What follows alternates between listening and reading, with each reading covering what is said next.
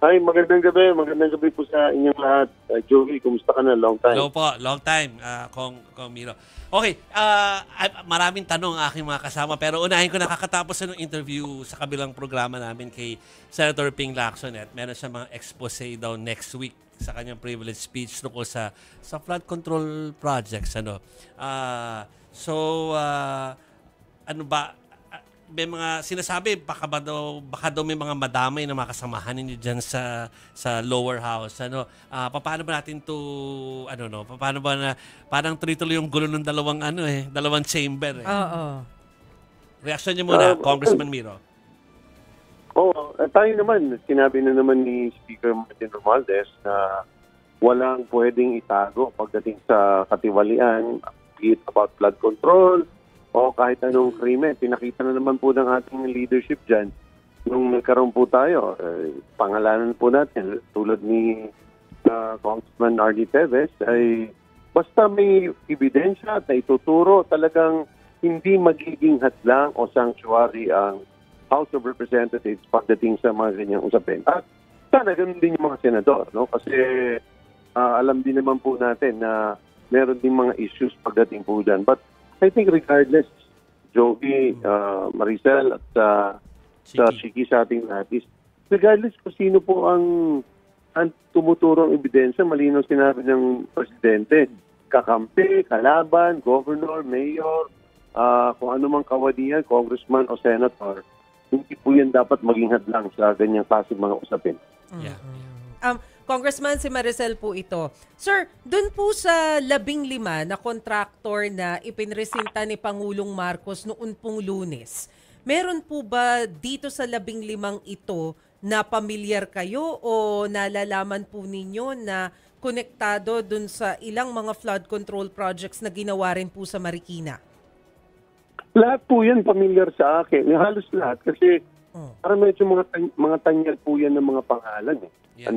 So, lahat po yan, practically lahat po yan ay familiar because I think many of them are really large contractors. But parati ko po sinasabi is, ang importante po dyan is kailangan po masabi na pagdating po sa usapin ng pag-bid, pagdating po sa pag-i-implement, DPWH po nakakaalam dyan. No? Kasi kung meron po mga ghost projects po dyan, tingin ko po ay dapat pong pangunahan ng DPWH pag-identify po kaagad dyan dahil sila po nagpapabid dyan. At I think there are sufficient engines of government na maaaring magamit para alamin ang katotohanan. Kasi halimbawa yung ghost, Maricel, madaling tingnan yun. Kapag ito ay binayaran, pinuntahan na yung structure na dapat nandun ay wala, tingin ko mabilis pa sa alas 4, madali gawin ng report, di ba? So, tingin ko hindi ito dapat magtagal na investigasyon.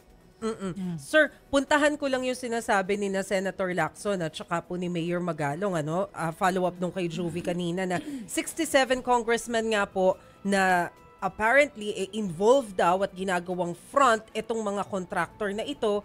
Meron po ba kayong natanggap na information tungkol po dito sa 67 congressmen na ito? Although yung iba daw hindi na raw member ng Congress ngayon eh. Actually, may alam ako ng mga contractor talaga na nasa Congress. Meron din po akong mga kilalang mga senador na malapit sa mga contractor. Mayroon din po akong kilalang mga mayor na malapit kahit po sa loob ng DPWH.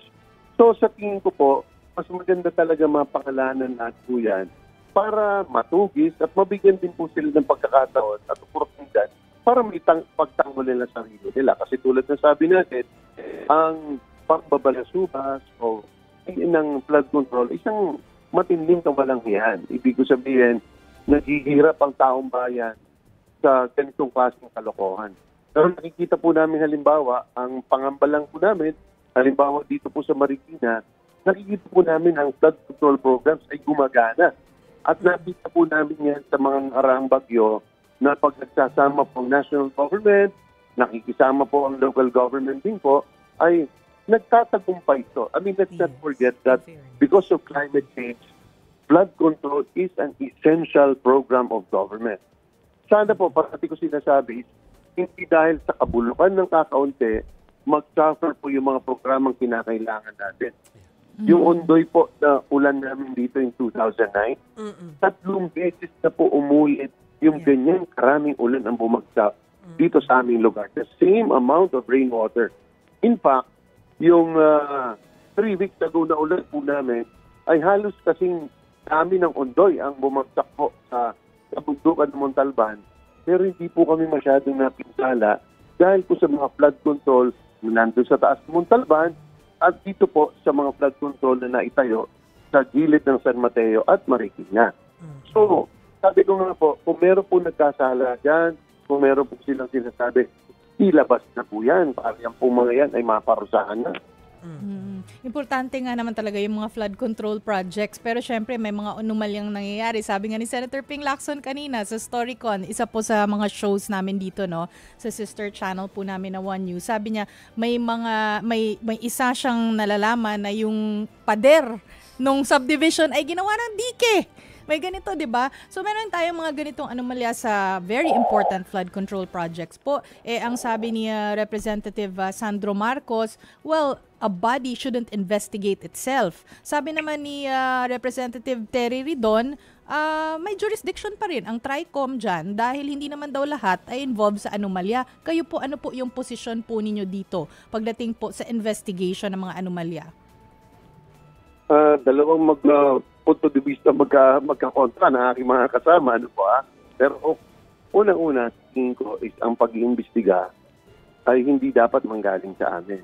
Ibig sabihin, pag-iimbestiga para hanapin kung sino may sala at i-absuelto ang walang sala, hindi dapat sa Kongreso yan. Kasi hindi pa titiwalaan ng taong bayan yan.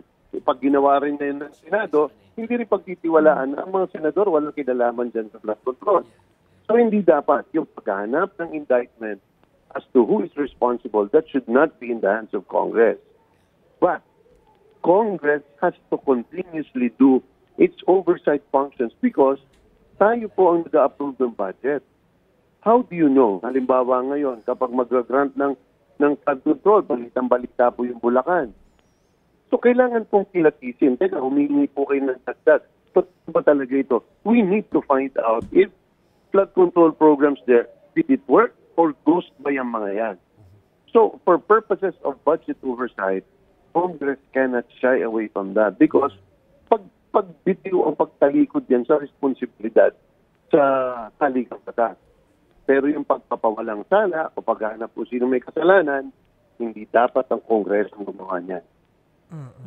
So sapat ba yung sinabi ni PBBM na committee, sir, na led by DepDev, tapos will be joined by DBM, DILG, OPPMS, okay na ba yun sa inyo? Ako, okay na okay sa akin yun because that's really the executive. At tingin ko, kahit ang Commission on Audit, dapat papasukin natin dyan dahil sila din ang nakakaalam pagdating sa mga implementation. Huwag natin kakalimutan sa lahat po ng mga project dyan. Pagkatapos po niyan, meron din pong post-audit. So, maganda rin po makita natin yung pangatlong mata ng gobyerno para tingnan po ito. Pero ang sa akin, mas nakakabahala yung ghost.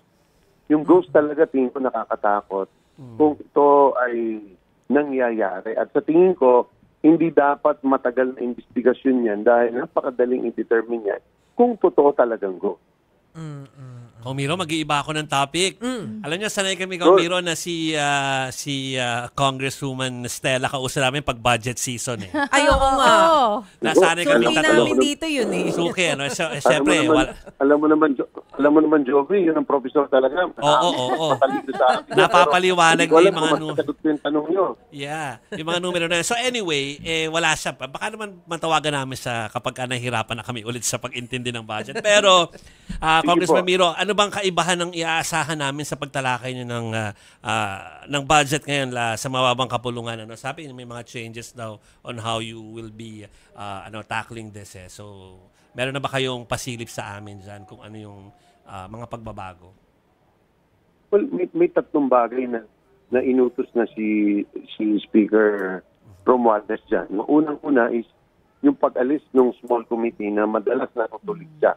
Ako na mismo magsasabi po sa inyo, nung ako'y congressman, 5 beses ako naging member ng small committee. Ang small committee po, yan po ang nagre-reconcile ng mga individual at saka institutional amendments. Bago po ipadala ang budget, papunta po sa Senado. Wala pong pinag-uusapan dyan nung panahon ko at nung nakaraang taon sa balita ko, sa nakita ko, wala pong individual amendments dyan. Yung personal na galing po sa isang congressman ng Laguna na gusto niyang magkaroon ng panibagong pondo para makapagpatayo ng halimbawa na farm equipment o kung ano man po yan, hindi po yun dyan. Ang papel lang po ng small committee are institutional changes na lumabas dun sa mga hearing. Na-realize na ang mga teachers walang internet allowance. Doon po ipapasok po yun. Nalaman nila na walang necessary equipment ang mga magsasaka pagdating po doon sa rice tariffication law. Doon po pinatago yun o naglilipat. Hindi po ito ng mga individual amendments. Nangyayari po yun generally sa bicameral conference na. So, sabi ni Speaker, masyadong controversial na alisin na natin yan. So, pangalawa is, instead of having that, is naglagay ng subcommittee ang Committee on Appropriation to be led by the Senior Vice Chair, ang former Governor ng Bataan, si Congressman Abet Garcia, para tanggapin ang mga individual o district or, in a sense, parochial concerns. Okay. Doon po yung ilalagay para kilatisin. At ang pangatlo, sinabi na rin ni Speaker na buksan na yung BICAM na yan. Okay. Kasi kung napakaraming naging katanungan dyan, isama na natin sila dyan sa publiko isiwala. At may pang-apat pala, sorry, Joby, Yes. Ma'am Maricel, is